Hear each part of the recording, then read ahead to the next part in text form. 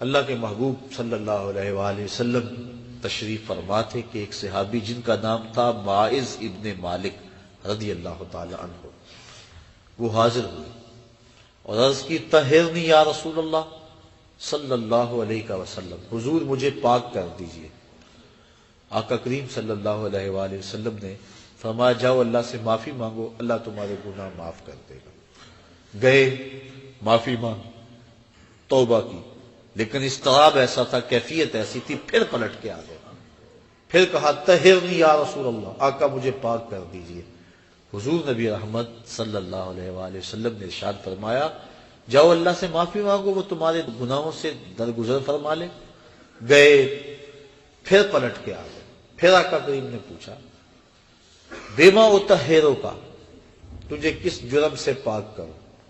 بار بار پوچھتا ہے، بار بار کہا کہ اللہ کی بارگاہ میں توبہ کرو وہ معاف کر دے گا، لیکن پھر تم واپس پلٹ آتے ہو بیما اطہرو کا، تمہیں کس گناہ سے پاک کروں؟ قال من الزنا، عرض کی حضور مجھ سے زنا سرزد ہو گیا ہے، اور اس کی جو سزا دنیا پر ہے وہ بڑی کڑی اور سخت ہے، وہ میں برداشت کر لوں گا، لیکن آخرت کی سزا میرے بس کا روگ نہیں۔ اللہ کے محبوب صلی اللہ علیہ وآلہ وسلم نے ایک دن جبریل امین سے پوچھا مجھے جہنم کے عذابوں کا تذکرہ سناؤ۔ مشکات کی روایت ہے، عرض کی حضور سب سے ہلکا عذاب، اخف العذاب، سب سے ہلکا عذاب جو جہنمیوں کو دیا جائے گا وہ یہ ہوگا کہ ان کے پاؤں میں آگ کے جوتے رکھے جائیں گے، باقی پورا بدن سلامت ہوگا لیکن پاؤں میں آگ کے جوتے ہوں گے، اس کی گرمی اور حرارت اتنی ہوگی یغلی منہما دماغہ، کہ دماغ پگھل کے ناک اور کانوں کے راستے سے باہر آ جائے گا۔ یہ سب سے ہلکے عذاب کی کیفیت ہے۔ جو سخت عذاب ہے العیاذ باللہ، آج لوگ پرواہ نہیں کرتے، بلکہ کئی لوگ ایسی بات کہتے ہوئے پائے گئے ہیں تو کوئی بات نہیں، اگر گئے بھی تو ایک غوطہ لگے گا پھر جنت میں چلے جائیں گے۔ فما اصبرہم علی النار، لوگوں کا آگ پر کتنا حوصلہ ہے۔ اللہ کے محبوب صلی اللہ علیہ وسلم تشریف فرما تھے کہ ایک صدا سنی، آواز آئی، وہاں سے ابا یہ آواز بلا کیسی ہے؟ عرض کی اللہ اس کا رسول خوب جانتا ہے۔ فرمایا 70 سال قبل جہنم میں ایک پتھر پھینکا گیا تھا، اب اس کے پیندے میں گرا ہے، یہ اس کے گرنے کی آواز ہے۔ تو جہنم کی گہرائی 70 سال کی مسافت پہ، اور اگر ایک غوطہ بھی لگا تو 140 سال لگ جائے، تو کتنے حوصلے سے، کتنی ڈٹائی سے کہہ دیا جاتا ہے کوئی بات نہیں ہے۔ کوئی کہتا ہے یہ جہاں مٹھا اگلا کس نے ڈٹھا۔ حضرت غوث اعظم شیخ عبد القادر جیلانی رحمت اللہ تعالی علیہ فرماتے ہیں جاؤ قبرستان میں جا کے دیکھو کتنے کتنے حسینوں کی مٹی خراب ہو رہی ہے، جو اپنے بدن پہ چٹکی مٹی نہیں پڑنے دیتے تھے، آج ان کا کفن بھی تار تار ہو گیا۔ اللہ اکبر۔ تو جہنم کے عذاب بڑے سخت ہیں۔ روایات میں آتا ہے جب جہنمی جہنم میں جائے گا اس شدت کی پیاس لگے گی اور بار بار تقاضا کرے گا مجھے پانی دیا جائے، 70 سال تو اس کی آواز کوئی نہیں سنے گا۔ 70 سال کے بعد داروغہ جہنم دھڑک کے کہے گا بتا کیا چاہیے؟ وہ کہے گا مجھے پانی چاہیے، تو داروغہ جہنم اس کو پانی دے گا۔ کون سا؟ منرل واٹر کی بوتل تھمائے گا اس کے ہاتھ میں، یا کوکا کولا یا پیپسی؟ قرآن پڑھیے، اس کو 2 پانی دیے جائیں گے، مائے حمیم اور مائے غسلین۔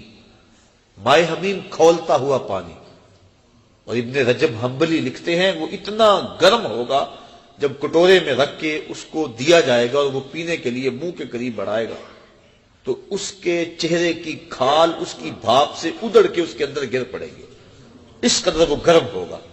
دوسرا پانی اس کو مائے غسلین دیا جائے گا، اور یہ جہنمیوں کی پیپ کا پانی ہوگا، اور اتنا بدبودار ہوگا اگر اس کا ایک قطرہ اب دنیا پہ ڈال دیا جائے تو اس کی بدبو سے لوگوں کے دماغ پھٹ جائیں۔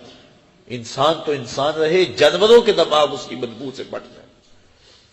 تو وہ سخت عذاب ہے جہنم کے۔ عرض کی حضور وہ عذاب میں نہیں سہ سکتا، وہ سنگسار کرنا سزا ہے زنا کی شادی شدہ کے لیے، لیکن میں دنیا کے اوپر اپنے آپ کو پاک کر کے آخرت میں سرخرو ہو کے جانا چاہتا ہوں۔ آقا کریم نے فرمایا کہ اس نے شراب تو نہیں پی رکھی کہ نشے میں کہہ رہا ہوں؟ اسے نہیں پتا اس کی کتنی بڑی سزا ہے جو یہ بات کر رہا ہے۔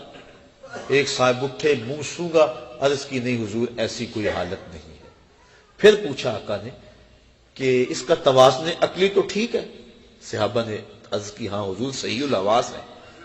اتنے میں وہ 4 مرتبہ بار بار اقرار کر چکے کہ حضور میں نے زنا کر لیا اور میں شادی شدہ ہوں۔ آقا کریم نے فرمایا ماعز ابن مالک کو سنگسار کر دیا جائے۔ سنگسار کر دیا گیا۔ جب ان کو پتھر مارے جا رہے تھے، ایک روایت کے لفظ ہیں کہ حضور مسجد نبوی میں سخت اضطراب میں مبتلا تھے، آنکھوں میں آنسو، کبھی کھڑے ہو جاتے ہیں کبھی بیٹھ جاتے ہیں۔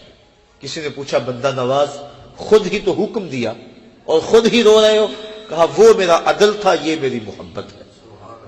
اب انہیں جب سنگسار کر دیا گیا، حضور ان کا جنازہ پڑھانے کے لیے نکلے۔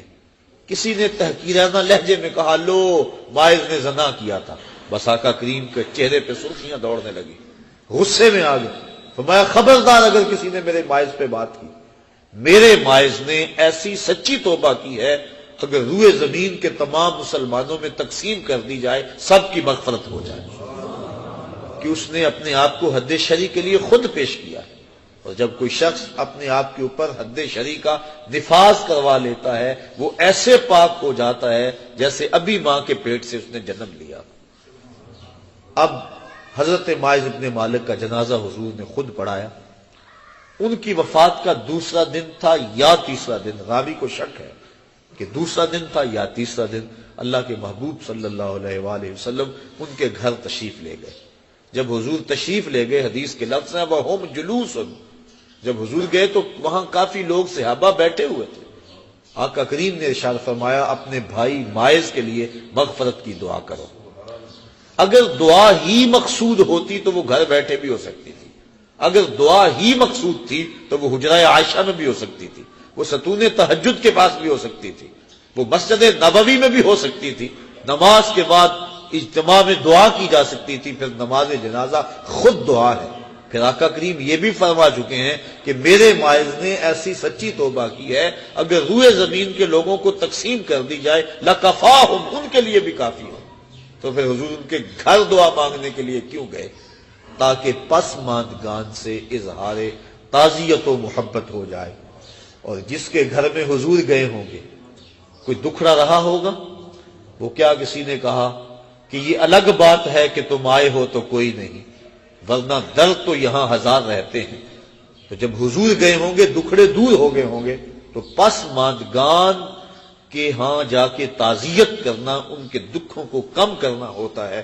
تو ایسی محافل کا دوسرا مقصد اور مدعا یہ ہے کہ ہم پسماندگان سے اظہار تعزیت کریں۔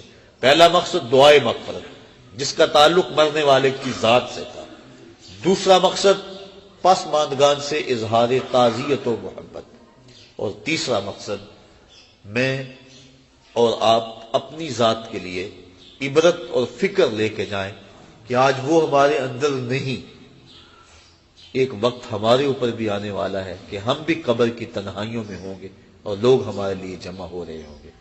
جب وہ گھر سے نکلے تھے تو انہیں تو یہ پتا نہیں تھا کہ میں واپس پلٹ کے آ نہیں سکوں گا، نہ بچوں کو پتا تھا کہ ہم اپنے باپ کو آخری بار دیکھ رہے ہیں۔ اس قدر موت قریب